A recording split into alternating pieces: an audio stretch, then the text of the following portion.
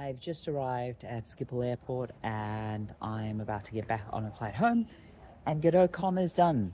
And honestly, now that I'm not absolutely exhausted, I've had the second day. It was a good event. It was a really, really good event. I don't know if you followed me before, but I wasn't very impressed by the Godot one I went to in Berlin 2 years ago. But after seeing the Boston event, I submitted a talk to this one. And honestly, they put on a great event. They put on a really, really good event. I was really impressed not only by the quality of the talks, there's some really good talks, but also it was much easier to find people who were actively doing professional work in Godot, who had interesting conversations, technical things that they were doing, people who sort of, had more background. I was jumping from fascinating conversation to fascinating conversation. People who knew my work and I knew some of their work, catching up with people I knew from various parts of the community.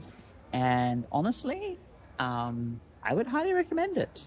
There's minor bits of feedback up, but it's honestly really, really minor. And I think we have to acknowledge that Godot is actually a few separate communities.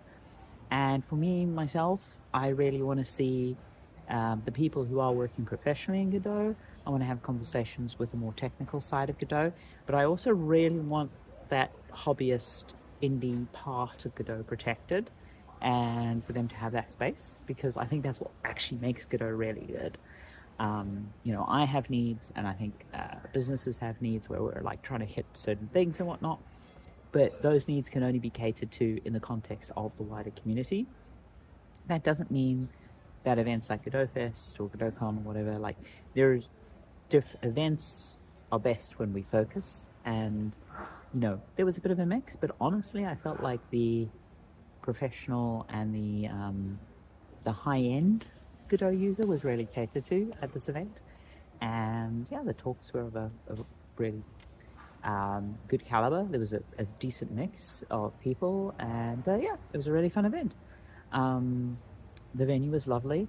There wasn't many food options nearby and a few other small bits and pieces, but honestly, every bit of feedback I have is relatively minor and very understandable. The main problem we had was how late we found out our talk was coming in, but again, I spoke to Andre about that and stuff, and honestly, I just have good things to say. I'm really happy to get back. There's some really cool conversations I want to follow up. And when I get home, I'm going to make a longer video of my talk, which I hope to share soon. And also just a studio update generally.